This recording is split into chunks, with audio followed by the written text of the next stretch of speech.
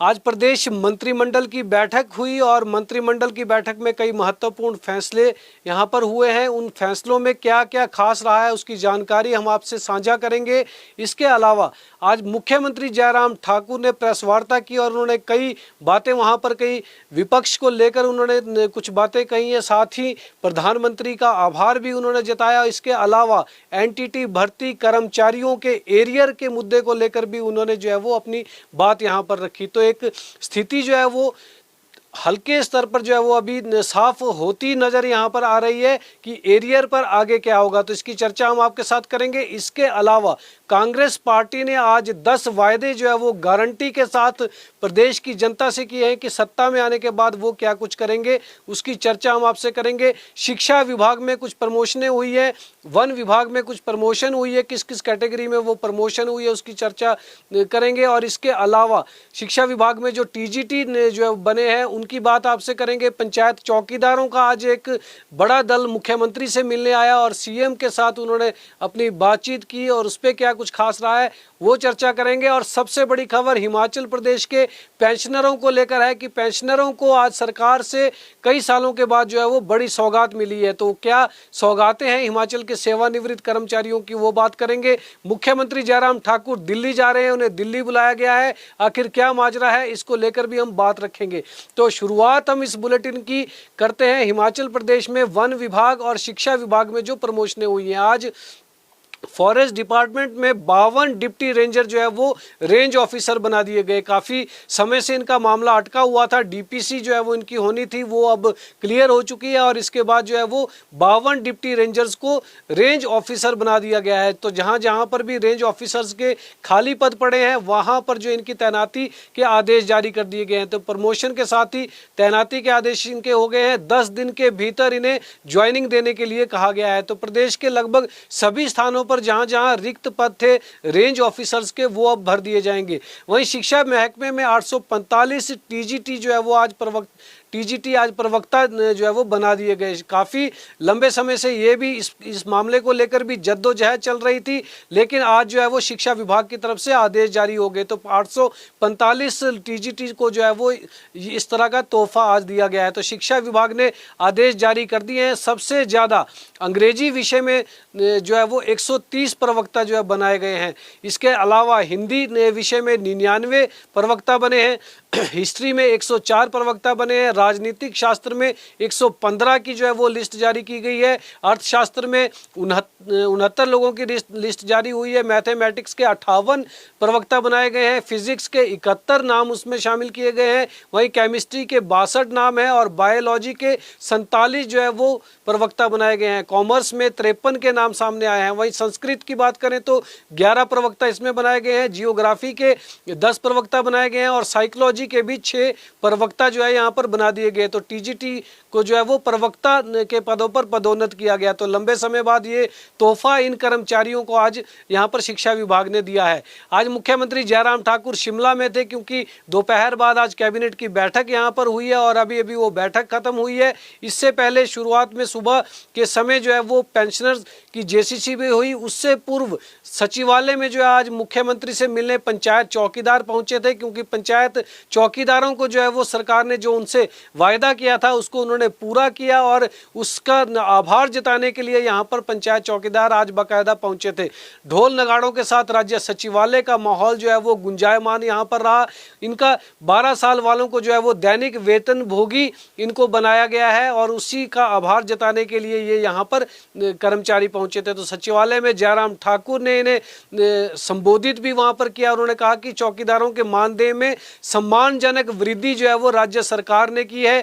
कम वेतन वाले कर्मियों को जो है वो हर संभव मदद यहाँ पर सरकार करने की जो है वो हमेशा कोशिश करती रही है और सरकार सभी वर्गों के हितों के लिए कार्य कर रही है। तो ये बातें आज मुख्यमंत्री ने इन्हें संबोधित करते हुए कही और उन्होंने कहा कि जिस तरह से कर्मचारियों का साथ जो है वो सरकार ने दिया है, उनकी डिमांड्स को यहाँ पर पूरा किया गया है, उसी तरह से कर्मचारी भी उनका सहयोग करेंगे आने वाले समय में, इसकी अपेक्षा वो इन कर्मचारी वर्ग से रखते हैं।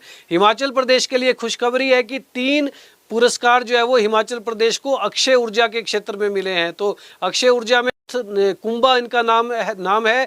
उन्होंने 8वें स्थापना दिवस के मौके पर जो है वो हिमाचल प्रदेश को भी सम्मानित किया है। तो देश में सौर गली के अधिकतम स्थापना पर जो है वो दूसरा राज्य जो है वो हिमाचल बना है। इसमें काफ़ी बेहतरीन काम हिमाचल ने किया है। लघु जल विद्युत प्रोजेक्टों की स्थापना में भी हिमाचल को जो है वो दूसरा स्थान यहाँ पर दिया गया है। अधिकतम जल विद्युत प्रोजेक्ट स्थापना के लिए भी हिमाचल प्रदेश को उत्कृष्ट पुरस्कार से सम्मानित किया गया है। तो हिमऊर्जा के सीईओ राहुल कुमार ने ये पुरस्कार हासिल किए। और क्योंकि हिमाचल प्रदेश ऊर्जा राज्य है और ऊर्जा राज्य को इस तरह के जो अवार्ड मिलना वो पहले से ही तय है और लगातार जो है वो ऊर्जा के क्षेत्र में हिमाचल प्रदेश आगे बढ़ता जा रहा है। तो ये थी बात दूसरे क्षेत्रों की। अब बात करेंगे हम आज हिमाचल प्रदेश के 1,90,000 के करीब जो पेंशनर हैं, सेवानिवृत्त कर्मचारी हैं, उनकी जेसीसी हुई। अंततः ये जेसीसी हुई क्योंकि पिछले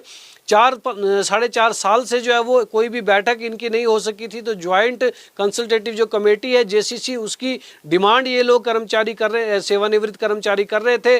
जयराम सरकार ने अब चुनाव के आखिरी दौर में जो है वो ये इनकी डिमांड को जो है वो पूरा किया। आज बाकायदा सचिवालय में जेसीसी की बैठक हुई जिसमें मुख्यमंत्री जयराम ठाकुर कुछ देर के लिए मौजूद रहे और उन्होंने बड़ा ऐलान वहाँ पर इनके लिए किया है। उन्होंने 2016 से पहले के जितने भी पेंशनर हैं उनकी पेंशन जो है वो संशोधित की जाएगी और उनको जो है वो 65, 70 और 75 साल की जो उनकी आयु सीमा है उस पर 5, 10 और 15% की पेंशन वृद्धि यहाँ पर दी जाएगी। और जो संशोधन है इसमें 2016 से पहले के पेंशनरों का उसमें 50 और 30% की दर से जो है वो संशोधन यहाँ पर किया जाएगा। तो संशोधित पेंशन पर पेंशन भत्ता जो है आपको बताया हमने कि 65, 70 और 75 साल की जो आयु सीमा है उनको 5, 10 और 15% की पेंशन वृद्धि की जो बात है उसका ऐलान यहाँ पर किया गया। और इस पर जो खर्चा होगा राज्य सरकार का लगभग 130 करोड़ रुपए की धनराशि यहाँ पर खर्च होगी। तो मुख्यमंत्री ने इसका ऐलान किया और उन्होंने ये भी कहा कि 1 जनवरी 2016 के जो पेंडिंग केस है उनको भी क्लियर कर दिया जाएगा। सभी विभागों को जो है वो इंस्ट्रक्शंस इस संबंध में जो है निकाली जाएगी सचिवालय स्तर पर और 15 दिन के भीतर इन पर जो है वो फैसला लिया जाएगा। तो काफ़ी उखड़े हुए वहाँ पर दिखे पेंशनर, लेकिन सरकार ने जिस तरीके के ऐलान उनके लिए किए हैं और ये लोग चाहते हैं कि जल्द से जल्द जो है उनको राहत मिले क्योंकि आदर्श आचार संहिता यहाँ पर लगेगी 1 महीने के बाद लगभग, ऐसी संभावना है। तो ये चाहते हैं कि जल्द उनको राहत दी जाए। तो 15 दिनों के भीतर जो है इनकी डिमांड्स पर फैसले ले लिए जाएंगे, आदेश जारी कर दिए जाएंगे, इस तरह का आश्वासन इनको दिया गया है। इसके अलावा पेंशनरों के लिए जो आज फैसले लिए गए आपको बता दें उसमें पेंशनरों को कैशलेस उपचार की जो है वो सुविधा वो प्रदान करने का निर्णय लिया गया है। इनके जो है वो स्पेशल हिम केयर कार्ड बनाए जाएंगे और निःशुल्क होंगे वो, और पेंशनरों को इसका जो है वो लाभ यहाँ पर दिया जाएगा। फर्जी बिलों पर जो है इससे रोक लग सकेगी, ये सबसे बड़ी बात है। और एसीएस वित्त की अध्यक्षता में जो इसके लिए कमेटी बनेगी, सरकार को 3 हफ्ते में ये कमेटी अपनी रिपोर्ट सौंपेगी। और चिकित्सा बिलों को जो है वो 25 करोड़ रुपए जारी कर दिए गए हैं। ये भी राशि काफ़ी समय से जो है वो अटकी हुई थी, वो जारी कर दी गई है। पेंशन भोगियों को पहचान पत्र देने की बात सरकार ने की है। उपचार के लिए उनको बड़ी राहत इससे जो है वो आने वाले समय में यहाँ पर मिल सकेगी। पंचायतों में जो इनको ये भी एक राहत प्रदान की गई है कि ये लोग अपने जो भी रिटायर्ड कर्मचारी हैं वो अपने जीवित प्रमाण पत्र, जो जीवित रहने के जो प्रमाण पत्र हैं उनको पंचायतों में जो है वो वहाँ पर जाकर जमा करवा सकते हैं। 15 दिन के भीतर ये व्यवस्था भी यहाँ पर शुरू करने का फैसला लिया गया है। इसके साथ इनके लिए एक ऐप शुरू की जाएगी और सेंट्रलाइज्ड उसमें जो है वो सिस्टम पूरा कर दिया जाएगा। पेंशनरों को कहीं पर भी जाने की जरूरत नहीं होगी, ट्रेजरी जाने की भी उनको ज़रूरत नहीं पड़ेगी। अपनी ही पंचायत में वो ये फार्म जमा करवा सकते हैं और उसकी राहत यहाँ पर ले सकते हैं। इसके साथ साथ HRTC पेंशनरों को जो है वो पहले सप्ताह में ही पेंशन देने की बात यहाँ पर कही गई है कि गैप को पहले हफ्ते में पूरा कर दिया जाएगा। इस तरह का आश्वासन एक बार फिर से इनको दिया गया है। हर महीने HRTC को जो है 61 करोड़ रुपए का नुकसान यहाँ पर हो रहा है। ये भी बताया गया 90% रूट जो है वो घाटे में चल रहे हैं, केवल 5% मुनाफे में है इस वक्त जो रूट इनके चल रहे हैं,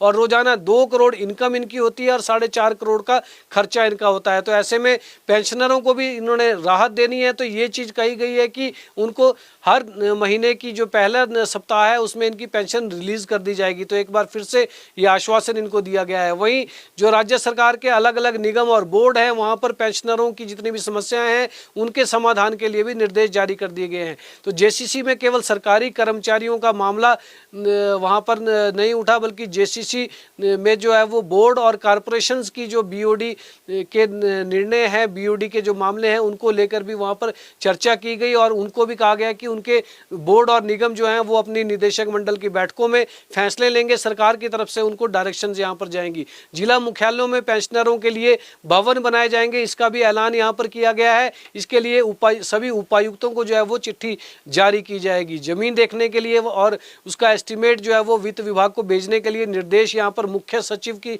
तरफ से जो है वो जारी कर दिए गए हैं। एनजीओ भवन में भी जो है वो पेंशनर भवन का एक अलग से व्यवस्था वहाँ पर बने, इसकी भी संभावना यहाँ पर देखी जाएगी। अब बात करेंगे हम कर्मचारियों के एरियर को लेकर। आपको बता दें एरियर को लेकर सरकार पूरी तरह से गंभीर है। 1000 करोड़ रुपए का ऐलान जो है वो मुख्यमंत्री जयराम ठाकुर कर चुके हैं, और अब जो है वो लगातार इसका फार्मूला यहाँ पर बनाया जा रहा है। आज मुख्यमंत्री जयराम ठाकुर से जब इस विषय में पूछा गया, आज उनकी प्रेस वार्ता थी कि कर्मचारियों को एरियर किस तरह से मिलेगा, 1000 करोड़ रुपए की बाइफरकेशन जो है वो किस तरह से यहाँ पर की जाएगी। तो मुख्यमंत्री ने कहा कि अभी इस संबंध में जो है वो फार्मूला जो तैयार किया जा रहा है, और इस बीच जानकारी ये मिली है कि ट्रेजरी से वित्त विभाग ने जो है वो जानकारी तलब कर ली है। उन्होंने ट्रेजरी से जो रिकॉर्ड मांगा गया है कि किस विभाग में कितने कर्मचारी हैं, किस किस श्रेणी के कर्मचारी हैं, उनका पूरा डाटा जो है वो वित्त विभाग के पास जो है ट्रेजरी से आएगा, और उसके बाद जो है वो फार्मूले पर जो है वो चर्चा यहाँ पर की जाएगी।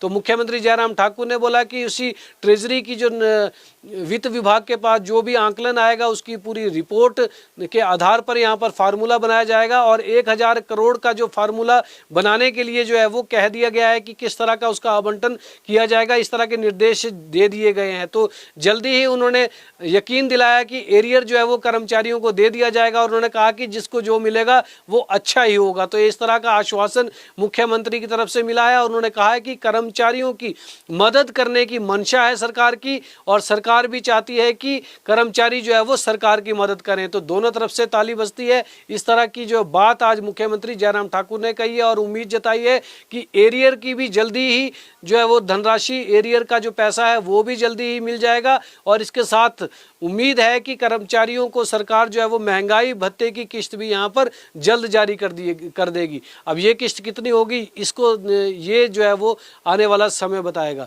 उधर एनटीटी भर्ती को लेकर जो है वो पेच फंसा हुआ है, उसको लेकर भी मुख्यमंत्री जयराम ठाकुर ने आज बड़ी बात कही है कि एनटीटी भर्ती का जो पेच है उसको दूर किया जाएगा। उन्होंने कहा कि नर्सरी ट्रेन टीचर जो हैं उनको लगभग 4000 पद यहाँ पर भरे जाने हैं, उनके साथ वायदा भी किया गया है। और सीएम ने कहा कि तकनीकी पेच है जिसकी वजह से जो है वो दिक्कतें अभी आ रही है, अभी इस भर्ती का ऐलान यहाँ पर नहीं किया जा रहा है। तो ऐसे में उन्होंने कहा कि इस तकनीकी रूप से जो भी दिक्कतें पेश आ रही हैं इनको जो है वो जल्दी दूर कर दिया जाएगा। यहाँ पर कर्मचारियों को जो है वो तैनात किया जाएगा, नए सिरे से भर्ती एवं पदोन्नति नियम इनके बनाए जाएंगे ताकि कर्मचारियों को भी राहत मिले। तो एक बड़ी उम्मीद जो है वो एनटीटी कर्मचारियों को इस बार फिर से जगी है। मुख्यमंत्री जयराम ठाकुर के इस आश्वासन के बाद उन्होंने कहा कि जल्द से जल्द जो है वो तकनीकी जितनी भी दिक्कतें पेश आ रही हैं उनको दूर किया जा रहा है। हालांकि आज कैबिनेट में इस मसले को लेकर जो है वो चर्चा नहीं हो सकी है। ऐसा माना जा रहा था कि कैबिनेट में इस मसौदे को लाया जाएगा, लेकिन उसमें ये मसौदा नहीं आया है। परंतु मुख्यमंत्री जयराम ठाकुर ने पत्रकारों के सवालों का जवाब देते हुए जरूर ये बात कही है कि एनटीटी की भर्ती का जो भी पेच है उसको दूर करके जल्द इन भर्तियों को यहाँ पर अंजाम दिया जाएगा। राज्य के चकौता धारकों में अभी भी कुछ रोष है सरकार के प्रति, क्योंकि कुछ एरिया ऐसे हैं जिनमें अब तक जो है वो इन चकौता धारकों को न्याय नहीं मिल सका है। खासकर शिमला ग्रामीण के जो है विधानसभा क्षेत्र के कुछ ऐसे एरिया हैं जहां के चकौता धारक जो है वो मुख्यमंत्री जयराम ठाकुर से भी मिले और उन्होंने राजस्व मंत्री महेंद्र सिंह ठाकुर से भी आज मुलाकात की। उनकी डिमांड है कि कई क्षेत्रों में उनको जो है वो मालिकाना हक नहीं मिल पाया है जो सरकार ने ऐलान किया था, और शिमला ग्रामीण के मौजा बलैंड और बनग में जो है वो इस तरह की मामले सामने आ रहे हैं। तो सचिवालय में ये कर्मचारी आज पहुंचे, उन्होंने सरकार से अपनी मांग उठाई और कहा कि इन गांवों में मलकियत के इंतकालों में जो है हुई तब्दीली, जो इसमें की गई है मलकियत के इंतकालों में जो तब्दीली की गई है उसका रिव्यू किया जाए, उसकी समीक्षा की जाए और इन लोगों को भी जो है वो राहत प्रदान की जाए। हिमाचल प्रदेश को पिछले कल एक बड़ी है जेओए की बात करें तो उनकी फाइल थोड़ी सी सरकी है। 2 साल के राइडर को हटाने पर इसमें चर्चा जो है वो चल रही है। अलग काडर को लेकर जो है वो कई दिक्कतें यहाँ पर पेश आ रही हैं और ये कहा जा रहा है कि इनका अलग काडर है और उसके लिए भर्ती एवं पदोन्नति नियम जो है वो नए सिरे से बनाने होंगे। तो रेगुलर होने पर 2 साल बाद जो है वो इनको ग्रेड पे मिलती है। इसको सुलझाने के लिए मुख्यमंत्री ने कह दिया है, इनकी डायरेक्शन जो है वो सीएम की तरफ से हो चुकी है, लेकिन वित्त विभाग अब इसमें नए भर्ती एवं पदोन्नति नियम बनाएगा या क्या करेगा, इस संबंध में जो अभी चर्चा की जा रही है। तो फिलहाल इस पर कोई निर्णय नहीं हुआ है, लेकिन फाइल पर जो है वो मंथन जरूर चल रहा है। उधर कैबिनेट बैठक अभी कुछ देर पहले ही समाप्त हुई है। कैबिनेट में बड़े फैसले लिए गए हैं। आपको हम बता दें कि दूसरे फैसले में आयुष विभाग जो है प्रदेश का, वहां पर पूर्व सैनिकों के जो कोटा है उसमें से 98 चिकित्सकों के पदों को जो है वो भरने की मंजूरी यहां पर कैबिनेट ने दे दी है। इसके साथ नए खुले हुए जितने भी स्कूल हैं जिनकी घोषणाएं पिछले दिनों मुख्यमंत्री ने की थी, उनकी अधिसूचनाएं जारी करने को कहा गया और उसके साथ वहां पर पदों के सृजन को भी जो है वो हरी झंडी यहां पर दे दी गई है। तो ऐसे लगभग आधा दर्जन से ज़्यादा स्कूल हैं जिनको जो है वो वहाँ खोला जाएगा नए सिरे से और वहाँ पर पदों का सृजन किया जाएगा। साथ ही नए पटवार सर्किल खोलने को लेकर भी आज मंजूरी प्रदान की गई है और इन पटवार सर्कल में जो है वो नए पदों का सृजन भी कर दिया जाएगा। तो इस तरह के कुछ छोटे छोटे जो है वो फैसले थे आज कैबिनेट में और जल्दी ही कैबिनेट खत्म हो